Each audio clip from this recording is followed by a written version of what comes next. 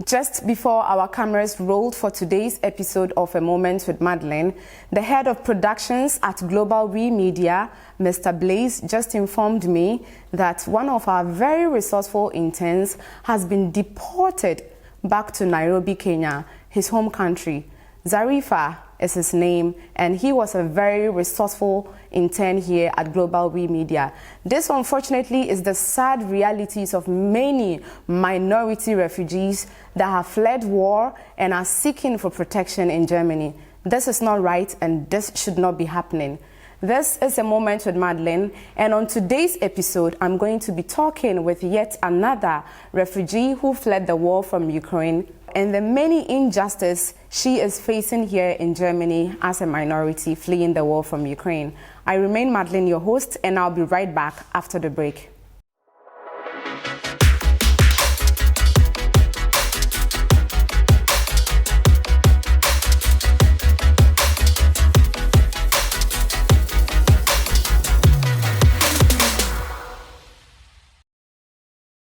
You're welcome back from the break, and this is A Moment with Madlyn, a Global We Media production. Hello.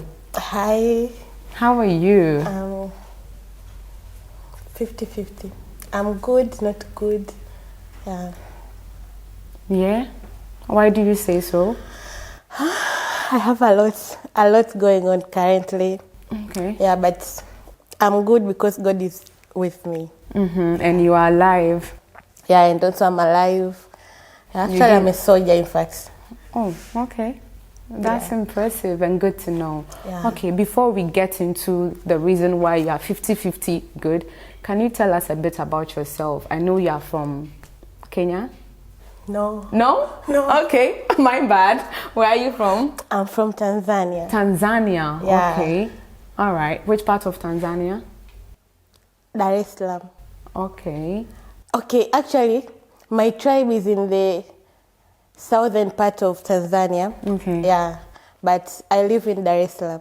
Okay. It's one of the big cities in Tanzania. In Tanzania. Yeah. Okay, and why were you in Ukraine? I was schooling there. Okay, what were you studying? I took aerospace engineering. Oh, wow. Brilliant girl. Okay. So how long were you in Ukraine before the war? 6 months. You don't mean it. I'm serious. Just 6 months? Yeah. Which school were you in? National Aerospace University. Which city? Kharkiv. Wow. Okay. Yeah. So how was life in Ukraine for you before the war? Paint us a perfect picture. I mean, Okay. you were excited. Yeah. Coming from Tanzania, going to Ukraine, and it was my first country. Oh, like my first time traveling outside of your country. Okay. Yeah, traveling alone. So I went with an agent in Ukraine, and it was so exciting. I started my own life there. I'm schooling. I have a life. I know what I'm doing. I know I have a process in life that after finishing studying, I know I'm going to work. Like You had figured out your life. Yeah. And it was a perfect plan for you. Yeah, very. It's my first time outside, so I had already had a concept that once I'm in Ukraine, I finish studying. Yeah, like I'll base my life much there. Okay. Yeah. And all of this had to be cut short. Yeah. Because of the war. How did you hear the news of the war? Where were you? I was sleeping. Sleeping? Yeah. Just like me? Yeah. Okay. How was the experience? The experience was so bad. Okay. Can you describe it? Okay. I had rumors. Okay. And actually, in Ukraine, I never had time to know the president of Ukraine, who is the president, who is this. It was my first time, so then my friends are telling me about Putin, who is Putin. I never saw him. You don't know who this man is? Yeah, I don't know him. But during the war, I had to find his face. How does he look? So, yeah, I had rumors. Actually, my university is at the border of Russia and Ukraine. Yeah, actually the school is owned by a Russian person, Those are rumors. Okay. Yeah, I don't know if it's... So that's it. So the night before the war, I and my friends were going to buy stuffs. We were going for shopping, and so we had to cross through the school going to the supermarket. Okay. And we saw some planes, and people were like, Beatrice, this war is there. And I was like, no, there is no. There is no war. There is no war. Yeah. Yeah, so it was like that, and people are still arguing, like, people are talking, I was staying in a hostel, people are shouting in the hostel, like, we see they're taking the planes from the university and everything, and I was like, those are just, maybe they're taking them maybe for the service, not for the war. It was hard to believe that there was actually a war looming around the corner. Yeah. Okay. So during the night I did my homeworks. Actually, because I came late, so my December, January and February, I was in my first semester. Okay. Yeah. So I did my homeworks as normal. Then I slept for the night. Okay. I slept late. Okay. So during the bombs, people had to come to knock for me because I was still sleeping. Sleeping, you didn't hear the sounds of the bombs. Yeah.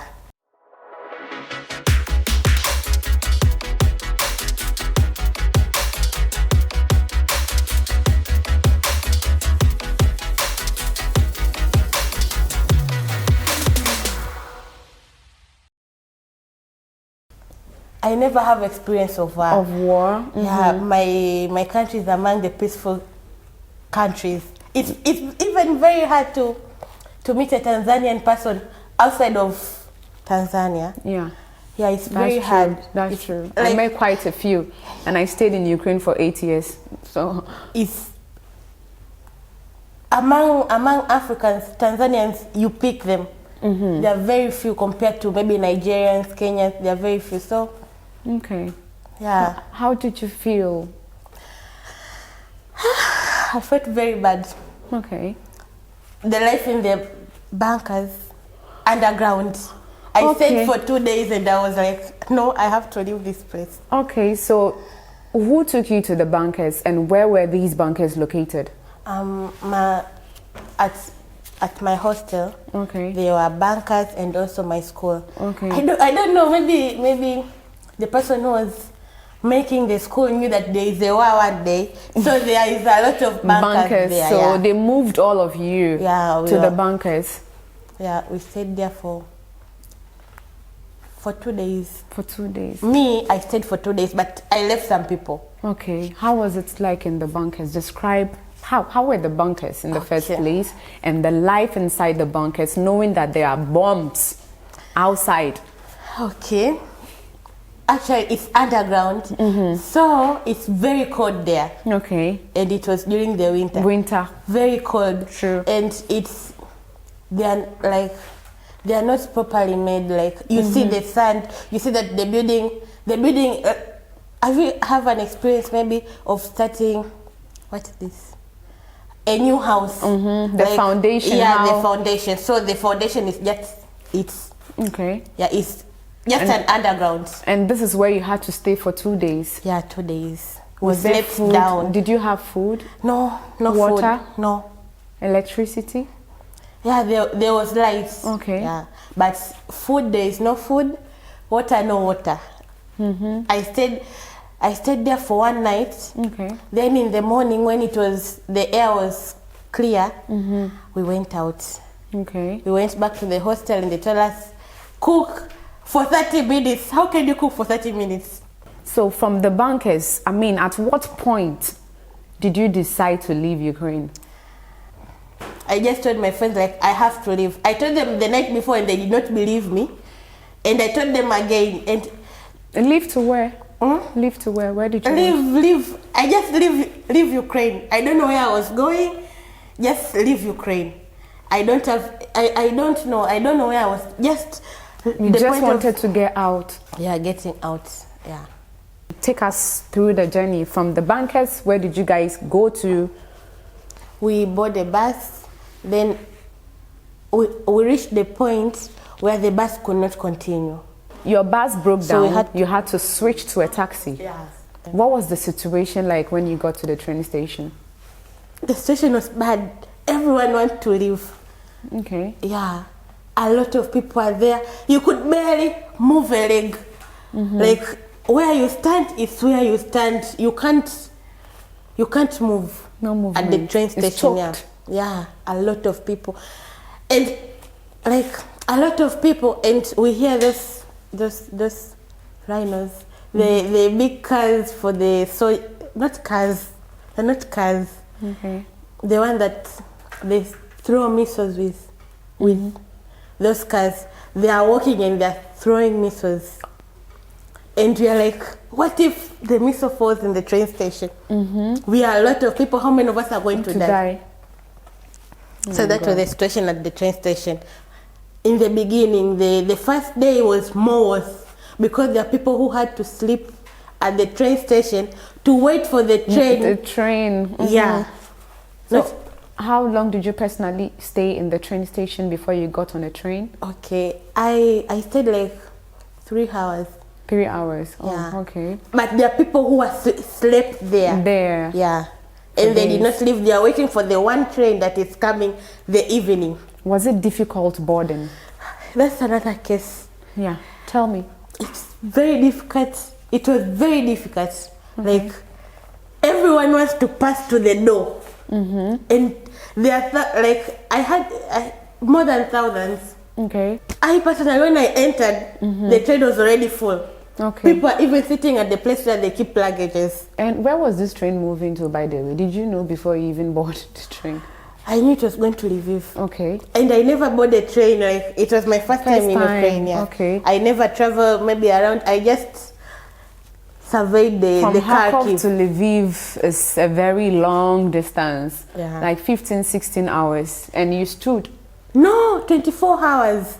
The train I mean, was so normally slow. it was, it used to be 16, 17, but because of the war and everything, so you spent 24 hours. 24 hours in the train. The train was full. It's snowing. It was winter. Okay. The wind. We have to close the window for the coldness, and Okay. also have to open the window Because for the of air. Yeah.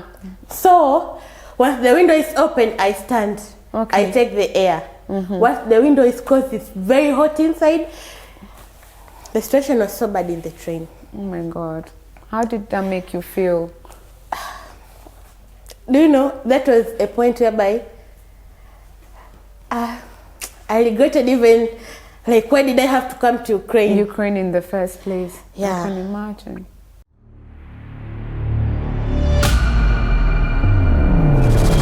I went to Poland. Poland. Okay. Yeah. I had rumors that Poland at the border, and I was like, It was crazy. yeah, it A was. lot of segregation. People are sleeping for 3 days because I left Ukraine 2 days of war. So there are people who left before on the day one, And they've still not crossed. they did not cross yet. Okay. And I was like, but we had hope because the agents who we used had speak with the ambassador Okay. of Germany who went to receive us in Poland. Okay. Yeah, so it was easy. We had hope that we are going to pass. We are from When Ukraine, you we are get- going to pass. Yeah. Okay. From Lviv, I had walked to Poland 40 kilometers. Are you serious? I have walked to Poland. So anyone who explains his or her You are story. strong. How Listen. could you walk? How did you do it? I don't In know. that cold. I was, Did you have luggage? No, I don't know what I carried from Ukraine. What did you carry? I carried a bag. It had a laptop. I had my phone and some clothes. Okay. Where Was it heavy? yeah, it was not heavy. Not so heavy. Yeah, the laptop. Why was, did you have to walk in the first place? Because I mean, they are trains. Do you know? I thought I did not want to face the same situation I faced in Kharkiv. Okay. Yeah. Yeah, because everybody is trying to get on one train. Yeah, the fight of entering in the train. I said no. I have had a lot. So Let me try. Maybe it's a short distance. Were you not scared that somewhere along the way, some bomb will hit you or something? I don't know where the courage came from, but I walk. Beatrice, I'm going to get back to you. Let's take a breather. I'll be right back.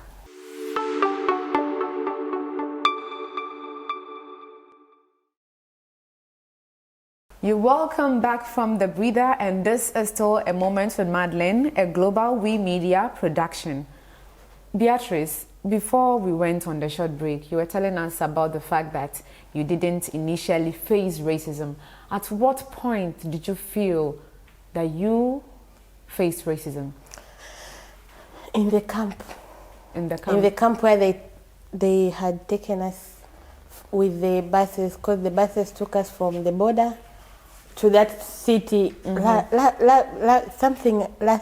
Okay. Yeah. The name is not important, don't worry. Yeah. So they took us there, and they refused to register us. Why? They said, because we were the only black, like, that border was not known. There are borders in Poland where a lot of people are going. Okay. A lot of... So you were the first set of black people to go to that particular border, and just because of your skin color, they didn't want to? Yeah, they did not want to. Did they tell you this, or you're making this up? Yeah, they told us we can't register you guys. We are not sure if you are from Ukraine. And so you had documents like a post-vid card, temporary residence permit.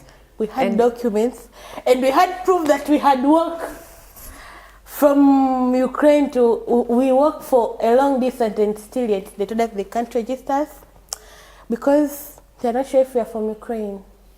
So how did you end up in Germany if you were in Warsaw? Okay. It's just a friend, a Tanzanian friend who had found for us a host, a Polish lady. Okay. Told us, like, Germany, go to Germany. You are going to get opportunities. You are going to continue your schooling. Okay. And in my mind, it's just like, I just need to settle down and start schooling again. Mm-hmm.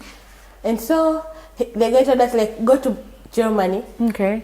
And we were only two by that time, like all other people left. Mm-hmm. I remained, me and my friend. Your friend.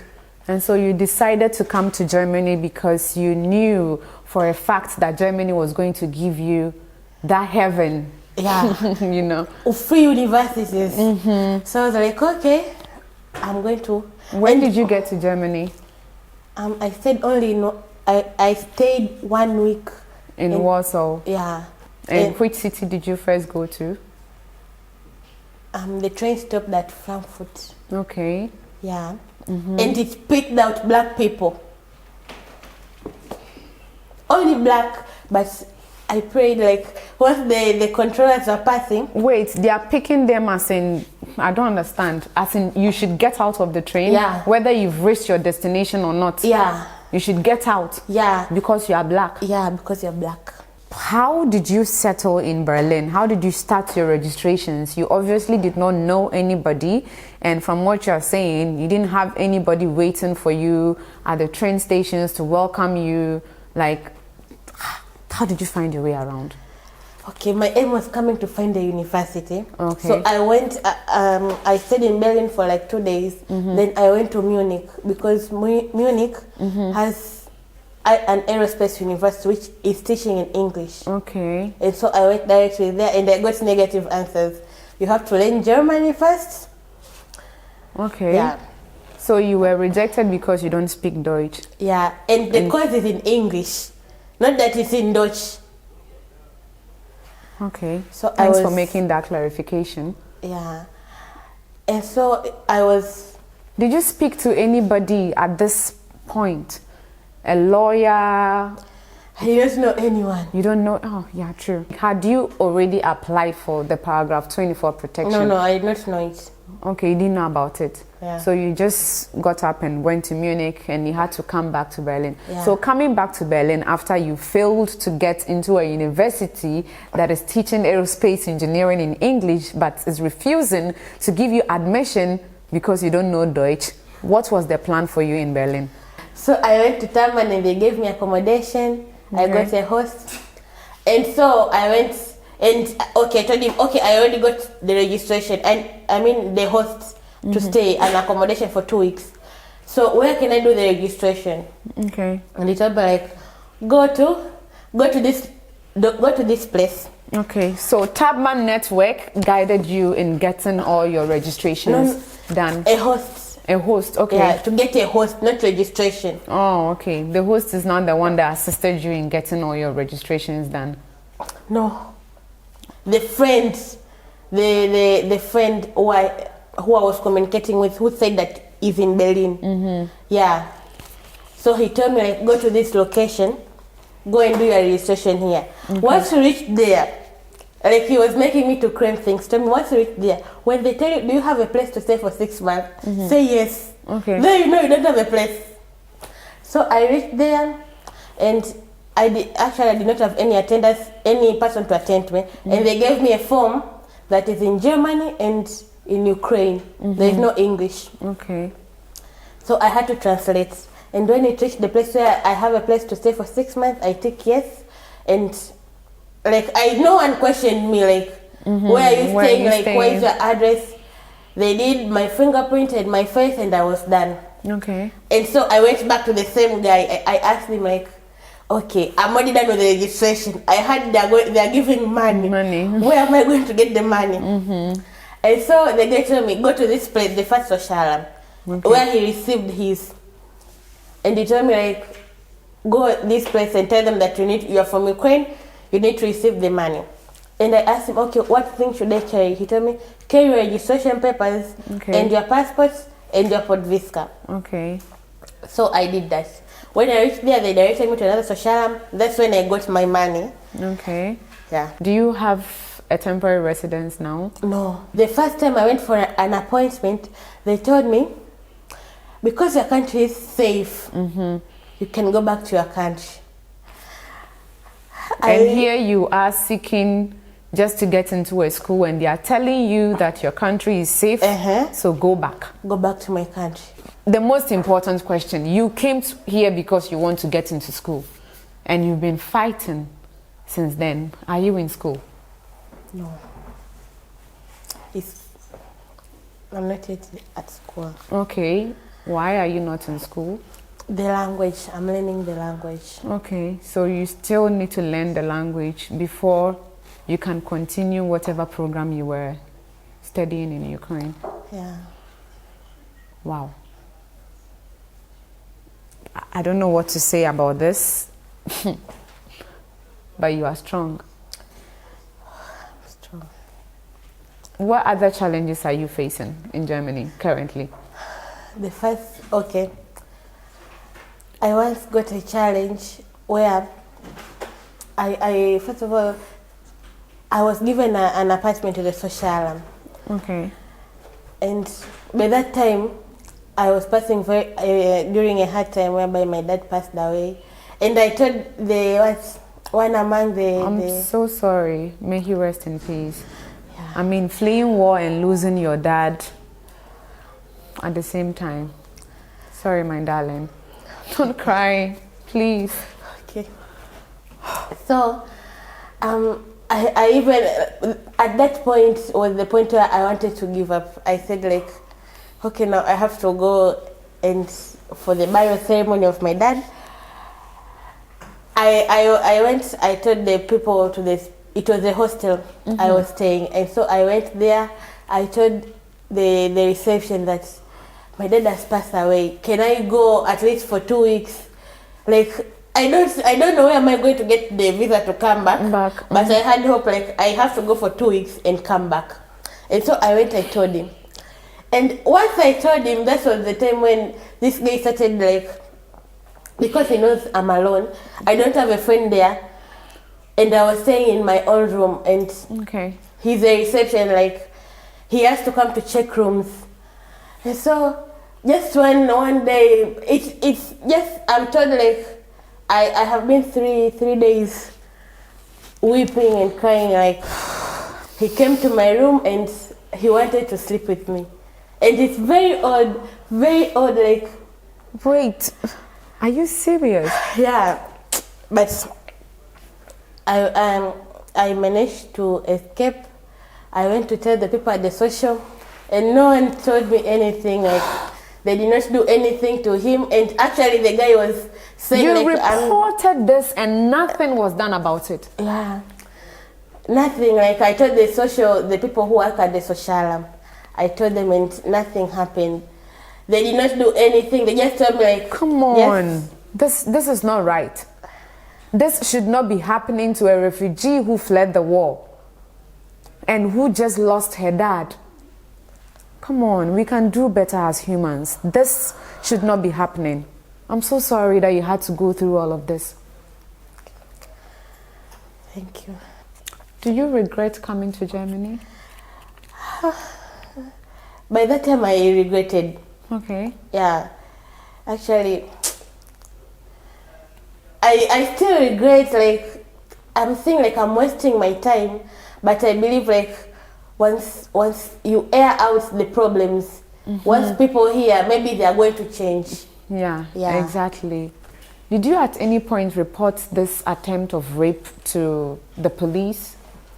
Because you said you went to an NGO, IOTO, you told them about it, and but personally, did you make effort to go to the police station to report this incident? You know, I did not have the confidence. Every place you have to speak German. Oh, true. So I even wanted to call. You know, this country, I hear every time police, but I don't, like, you can't call us an attempt because you don't speak the language. The language. Do you want to go back to your country? I enter in a school, I get a visa, then I go back to my country. I still, my dad has passed away. I still don't believe he has passed away. You didn't see him. Oh my God. I still need to go. I still need to go to the grave. I cry and because you know, I cry every night, not believing. I still don't believe that my dad has passed away. Since I was not there in his burial ceremony and everything. And I can't go back because actually I'm granted the 6-month fictional special legal. Okay. Yeah, so in this fictional special legal you can't travel. But just once I got the fictional special legal, I thought I could travel. I even told my mom, I told her, like, I already got this fictional special legal, can I come back? And she did plans to book a plane for me to go back. And I was told, like, you can't travel with the fictional special legal. So I currently can't travel. But I really wish I get a student visa or any visa that can allow me to go back to my country. Then I come back here. Pay your last continue. respect to your father. Oh my God. Is there a future? Do you see a future? I don't see a future, but I don't know. I believe in fighting. Okay. I believe in fighting for it. If I fought for the fitness special, I believe I can still fight and enter in the school. So you are going to keep fighting? Yeah. I love your spirit.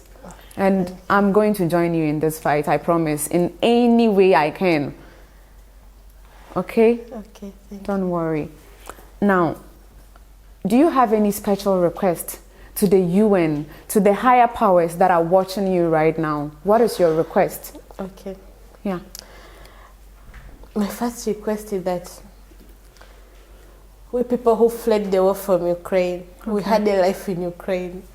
There are people who are schooling in Ukraine, there are people who are working in Ukraine, and we were third countries. We are not Ukrainians, but those bombs did not choose any person. Like, maybe it chose people who only Ukrainians to hear those bombs, or people who are Ukrainians to die. If the bomb could fall to a black person or to a third country national, all of us could die. So if it's school, all of us should go to school. We should continue with what we had. We went through, we came from our countries to Ukraine officially. We had visas, we had everything. And currently we had the rights, once maybe a semester ends, we can go back to our countries. Now currently we are stuck. We can't go back to our countries. A lot of things are happening to us. Not only me, there are a lot of people who are passing through hard things out there. And they're from Ukraine. And just because they're black people, we can't get justice in the offices. We can't get justice from anywhere. Yeah. Actually, I got this. We got the 6 months in Germany, but other countries such as Portugal, such as France, they did not give any black person the rights as other Ukrainians. We just need the rights, like as Ukrainians, what they get, because we are all of us there. If the bombs could fall on us, we could die at the same as the Ukrainians could have died. So we just need the equality, the equal treatment. There are people still struggling out there. There are people who are still in Ukraine and who are from Ukraine are still not getting justice here in Germany and in other countries, just because of our color, just because of our race. Beatrice, we've heard you. Okay? Thank you for coming on the show, and I wish you the absolute best. I honestly do pray that things turns for the better for you, and you get everything you deserve, especially the justice you deserve. I don't even know what to say. This is not right, what she went through. This, unfortunately, is just one of the many sad realities of third state nationals who fled the war from Ukraine. We have not been asking for anything more than the right to safety, just like the Ukrainians. We are fleeing the same war. You are opening humanitarian corridors, and you are being selective as to who goes to school and who doesn't go to school, who gets protection and who doesn't get protection. Come on. I'm using this platform to call on the UN. I'm demanding for peace. I'm demanding for equal treatment for third state nationals who fled the war from Ukraine. Education, right to education, is not something we should joke with. Please, do something. This is not right. Thank you for watching. This is A Moment with Madlyn, a Global We Media production.